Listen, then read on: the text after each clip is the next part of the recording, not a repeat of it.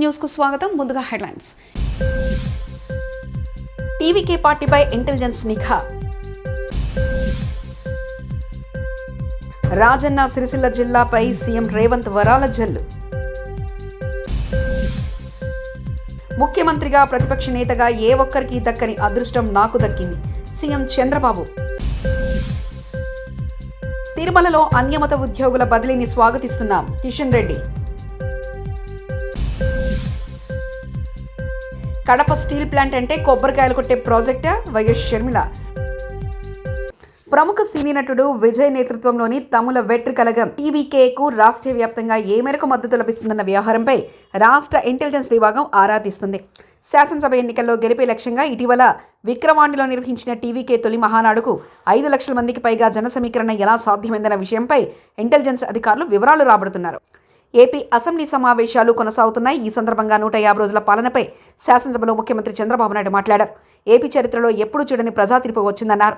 2024 ఎన్నికల్లో ప్రజల తిరుగుబాటు కనిపించిందన్నారు. 4 దశాబ్దాలుగా నన్ను ఆదరించారు. అందరికంటే ఎక్కువసార్లు నన్ను ప్రజలు సీఎం చేశారు. ఎన్నో ఇబ్బందులు పెట్టారు. జైలు కూడా పంపారు.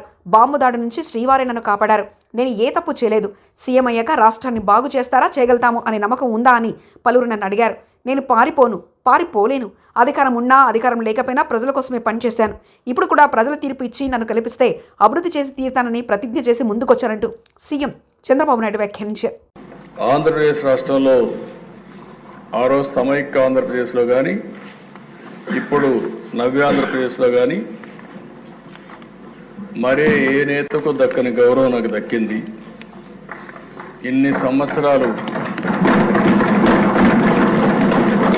సమైక్య ఆంధ్రప్రదేశ్లో 9 సంవత్సరాలు అందరికంటే ఎక్కువ ముఖ్యమంత్రిగా ఉండే అవకాశం వచ్చింది. 10 సంవత్సరాలు ప్రతిపక్ష నాయకుడిగా పనిచేసే అవకాశం వచ్చింది.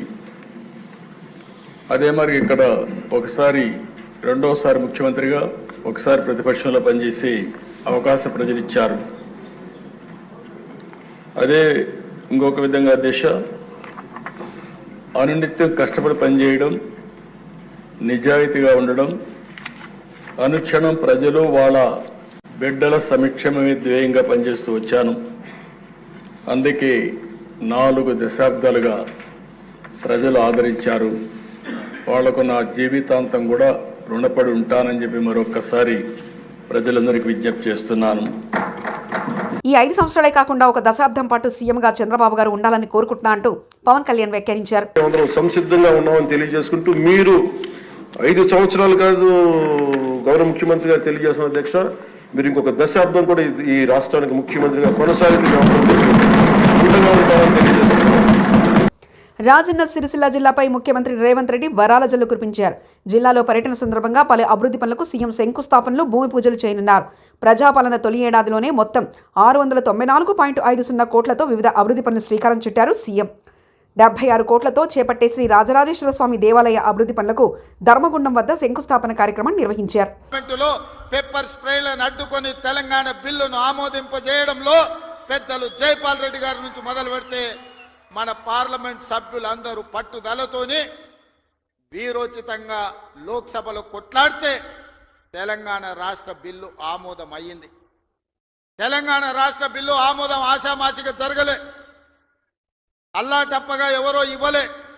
శ్రీమతి సోనియా గాంధీ గారు ఆంధ్రప్రదేశ్లో 155 అసెంబ్లీలు, 25 పార్లమెంట్లు ఉన్న పార్టీ శాశ్వతంగా నష్టపోయినా, కేంద్రంలో అధికారం కోల్పోతుందని తెలిసిన 4 కోట్ల తెలంగాణ ప్రజల కోరిక నెరవేరాలి, కరీంనగర్ గడ్డ మీద నుంచి ప్రజలకిచ్చిన మాట నెరవేర్చాలి అని వారు ఇచ్చిన మాటకు కట్టుబడి ఇవాళ తెలంగాణ రాష్ట్రం ఇచ్చింది. కాబట్టి మనందరం గర్వంగా తలెత్తుకొని నాది తెలంగాణ రాష్ట్రం, ఈ తెలంగాణ రాష్ట్రంలో ఇందిరమ్మ రాజ్యం, ప్రజా ప్రభుత్వం ఉన్నదని ఇవాళ మనం గొప్పగా గర్వంగా చెప్పుకునే పరిస్థితులు ఈరోజు మనకు వచ్చినాయంటే శ్రీమతి సోనియా గాంధీ గారు కరీంనగర్ గడ్డ మీద నుంచి ఇచ్చిన మాట అన్న సంగతి నేను మీకు గుర్తు చెయ్యదలుచుకున్నా. అందుకే మిత్రులారా, కాంగ్రెస్ పార్టీ ఏదైనా మాట ఇస్తే ఆ మాట కోసం ఎంత దూరమైనా పోతుంది, ఆ ప్రజల ఆకాంక్ష నెరవేర్చడానికి ఎంత త్యాగానికైనా సిద్ధమవుతుందన్న సంగతి 2004లో సోనియమ్మ ఇచ్చిన మాటను చూసిన ఎవరికైనా అర్థమవుతుంది. ఈ ప్రాంతం నుంచి ఒక్కసారి ఎంపీగా మీరు పొన్నం ప్రభాకర్ను గెలిపిస్తే తెలంగాణ రాష్ట్రాన్ని సాధించండి. మరి నేను ఇక్కడికి వచ్చిన సోషల్ మీడియాలో అసభ్యకరమైన పోస్టులు పెడుతూ వేధింపులకు గురి చేసే వాటిని కఠినంగా శిక్షించాలని ఏపీసీసీ చీఫ్ వైఎస్ షర్మిలారెడ్డి అన్నారు. వైఎస్ వివేకానందరెడ్డి కుమార్తె సునీత, వైఎస్ విజయలక్ష్మి తనపైన సోషల్ మీడియాలో పోస్టులు పెట్టించిన కడప ఎంపీ అవినాష్ రెడ్డిని తక్షణమే అరెస్ట్ చేయాలని షర్మిల డిమాండ్ చేశారు. తమ అందరిపై అవినాష్ రెడ్డి పోస్టులు పెట్టించారని పోలీసులు నిర్ధారణకు వచ్చారని, అలాంటప్పుడు అతన్ని ఎందుకు విచారించడం లేదు, అరెస్టు చేయడం లేదంటూ ఆమె ప్రశ్నించారు. ఇలాంటి వారిని కఠినంగా శిక్షించాల్సిందే అంటూ డిమాండ్ చేశారు. కడప స్టీల్ ప్లాంట్ కోసం కడప కలెక్టర్ కార్యాలయం ఎదుట షర్మిల నిరసన కార్యక్రమం చేపట్టారు. ఈ సందర్భంగా ఆమె వినూత్నంగా నిరసన చేపట్టారు.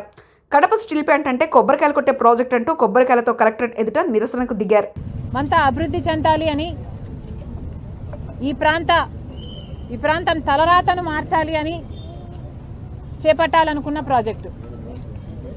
కడప స్టీల్ ఫ్యాక్టరీ వస్తే ఈ ప్రాంతం అంతా సస్యశ్యామలం అవుతుందని, ఇక్కడ కడప బిడ్డల జాతకాలు మారిపోతాయి అని, ఎంతోమందికి మేలు జరుగుతుంది అని రాజశేఖర రెడ్డి గారు కడప స్టీల్ ఫ్యాక్టరీ రావాలి అని ఉద్దేశించారు. నిజానికి రాజశేఖర రెడ్డి గారు ఉన్నప్పుడే కడప స్టీల్ ఫ్యాక్టరీ కోసం ఎన్నో ప్రయత్నాలు చేసి దీన్ని సాకారం చేయాలి అని పూర్తి బ్లూ ప్రింట్ కూడా తయారు చేశారు. 10,000 ఎకరాలలో 20,000 కోట్ల పెట్టుబడితో 20 మిలియన్ల టన్నులు ఉత్పత్తి చేసే కెపాసిటీ గల ప్లాంట్ని ఇక్కడ ఏర్పాటు చేయాలి అని మొత్తం ప్లాన్ రెడీ చేశారు రాజశేఖర రెడ్డి గారు. రాజశేఖర రెడ్డి గారు ఉద్దేశం ప్రకారం 25,000 మందికి ఉపాధి కల్పిస్తుంది ఈ ప్లాంటు, డైరెక్ట్ ఎంప్లాయ్మెంట్ ఇస్తుంది. ఇంకో 1,00,000 మందికి ఇండైరెక్ట్ ఎంప్లాయ్మెంట్ ఇస్తుంది ఈ ప్లాంటు అన్నది రాజశేఖర రెడ్డి గారి ఉద్దేశం అయితే, మరి ఈరోజు ఏమైంది? ఎక్కడికి పోయింది? అంత గొప్ప ప్రణాళిక తర్వాత వచ్చిన నాయకుల చేతుల్లో నాశనం అయిపోయింది కదా. తిరుమల తిరుపతి దేవస్థాన పాలక మండలి నిర్ణయాలను కేంద్ర మంత్రి కిషన్ రెడ్డి కొనియాడారు. తిరుమల శ్రీవారిని ఆయన దర్శించుకున్నారు. బుధవారం వీఐపీ ప్రారంభ విరామ దర్శన సమయంలో ఆయన స్వామివారి సేవలో పాల్గొన్నారు. దర్శన అనంతరం కిషన్ రెడ్డి మీడియాతో మాట్లాడారు. తిరుమలలో రాజకీయ వ్యాఖ్యలు నిషేధిస్తూ తిరుమల తిరుపతి బోర్డు తీసుకున్న నిర్ణయం అభినందనీయమన్నారు. తిరుమలలో అన్యమత ఉద్యోగుల తొలగింపు నిర్ణయాన్ని స్వాగతిస్తున్నట్లు కిషన్ రెడ్డి చెప్పారు. బాధ్యతలు చేపట్టిన తర్వాత మొదటిసారి స్వామివారి ఆశీస్సుల కోసం రావడం జరిగింది.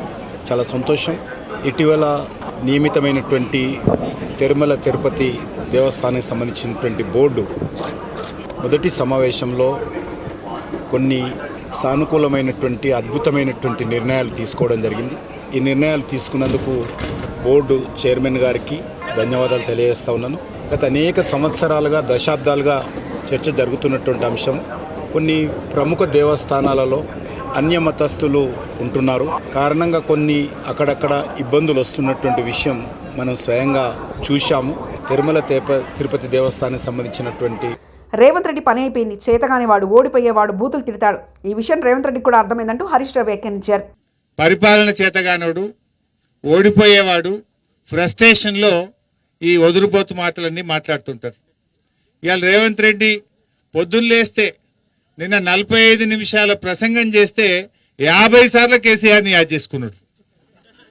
ఆయనకు నిద్రలో కూడా కేసీఆర్ యాదికి వస్తుండు, నిద్రలో కూడా బీఆర్ఎస్ యాదికి వస్తుంది. మరి కేసీఆర్ లేకుండా చేస్తా అంటాడు. అంటే నీ కేసీఆర్ భయం పట్టుకున్నది, నీకు అర్థమైంది నీ పని అయిపోయిందని. ప్రజలందరూ కేసీఆర్ అన్నా యాడున్నావు అంటుండ్రు, ప్రజలు కేసీఆర్ను యాద్ చేసుకుంటుండ్రు. ఇవాళ ఆయనకు అర్థమైపోయే భయంతోని, ఫ్రస్ట్రేషన్తోని నోటికి వచ్చినట్టుగా ఇవాళ మాట్లాడుతూ ఉన్నాడు. తెలంగాణ ఉద్యమకారులను పొట్టను పెట్టుకున్నందుకు బలిదేవత లెక్క కనిపించిన సోనియా గాంధీ నీకు ముఖ్యమంత్రి పదవి ఇయ్యంగానే దేవత లెక్క కనిపిస్తుందా రేవంత్ రెడ్డి అంటూ శ్రీ కాసం వెంకటేశ్వర్లు బీజేపీ రాష్ట్ర ప్రధాన కార్యదర్శి వ్యాఖ్యానించారు. నీ ఇష్టం వచ్చినట్టు మాట్లాడుతున్నావు. ఇట్లనే నోరు అదుపులో లేకుండా 10 ఏండ్లు మాట్లాడినోడు ఒక పెద్ద మనిషి. ఆయన ఏమైండో మన కళ్ళ ముందల్లే కనపడతా ఉంది. ఎక్కడ ఉంటుండో మన కళ్ళ ముందల్లే కనబడతా ఉంది. ప్రజలకు ముఖం చూయించుకోలేనటువంటి స్థితి కనబడతా ఉంది. 2004 వరకు అధికారంలో ఉన్న నారా చంద్రబాబు నాయుడు జీవనాడి పోలవరం గురించి ఆలోచించలేదు. పోలవరంపై చిత్తశుద్ధితో ముందుకు వెళ్ళింది వైఎస్ఆర్ మాత్రమే. కేంద్రం కట్టాల్సిన పోలవరాన్ని రాష్ట్ర ప్రభుత్వం కట్టాల్సిన పరిస్థితి తెచ్చింది చంద్రబాబే. పోలవరాన్ని సొంత కాంట్రాక్టర్కు కట్టబెట్టి కమిషన్ కాజాలనే దుర్బుద్ధితో చంద్రబాబు చేసిన చారిత్రక తప్పిదమే. పచ్చి అబద్ధాలు చెప్పడంలో చంద్రబాబు నైపుణ్యం పెరుగుతుంది అంటూ అంబటి రాంబాబు వ్యాఖ్యానించారు. ఫౌండేషన్ స్టోన్ వేసి మళ్ళీ తిరిగి పన్ను ప్రారంభించాలనే ఆలోచన మీకు ఎందుకు రాలేదు?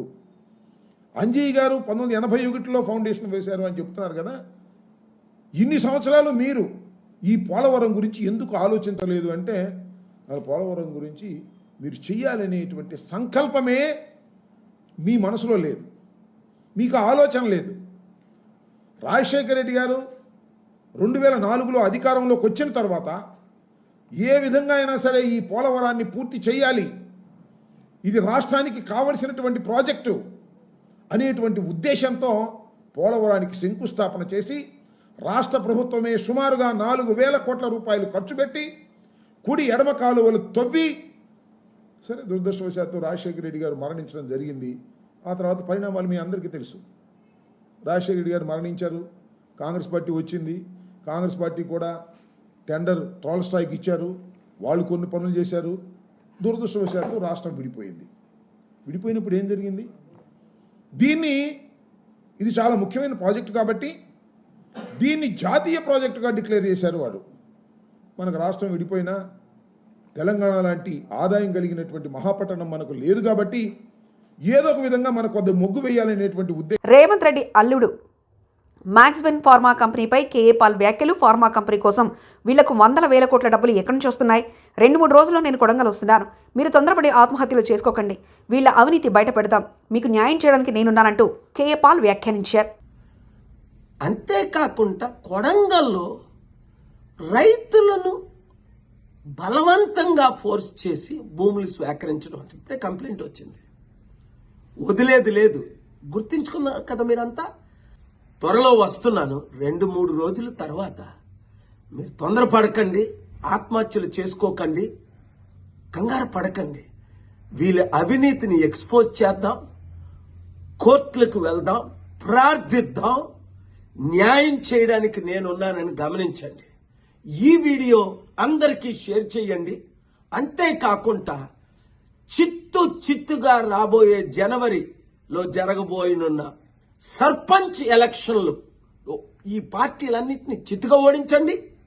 ప్రజాశాంతి పార్టీ తరపుని ఇండిపెండెంట్ గా పోటీ చేద్దాం అనుకున్నవారు, ఇతర పార్టీలు అనవసరం అనుకున్నవారు అందరూ నవంబర్ 28 11 గంటలకు ప్రజాశాంతి పార్టీ అమీర్పేట ఆఫీస్కి రండి.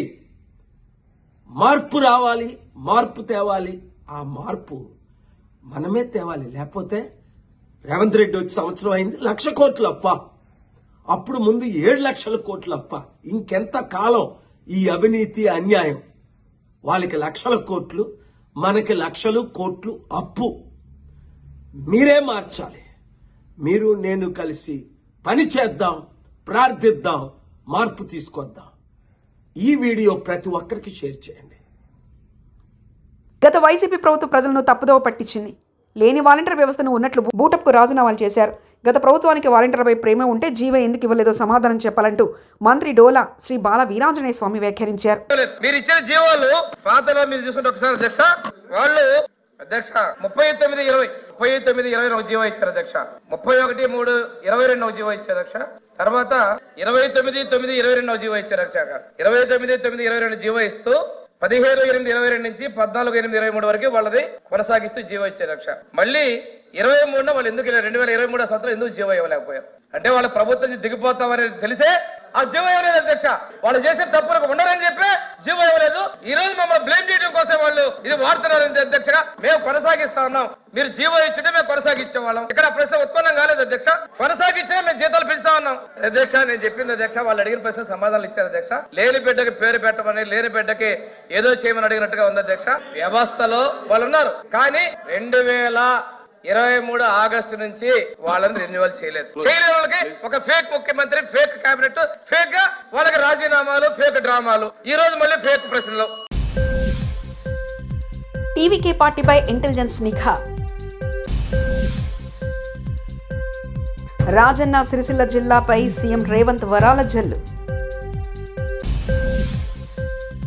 ముఖ్యమంత్రిగా, ప్రతిపక్ష నేతగా ఏ ఒక్కరికి దక్కని అదృష్టం నాకు దక్కింది సీఎం చంద్రబాబు. తిరుమలలో అన్యమత ఉద్యోగుల బదిలీని స్వాగతిస్తున్నాం కిషన్ రెడ్డి. కడప స్టీల్ ప్లాంట్ అంటే కొబ్బరికాయలు కొట్టే ప్రాజెక్టా? వైఎస్ షర్మిల. ఇవి బులెటిన్ విశేషాలు.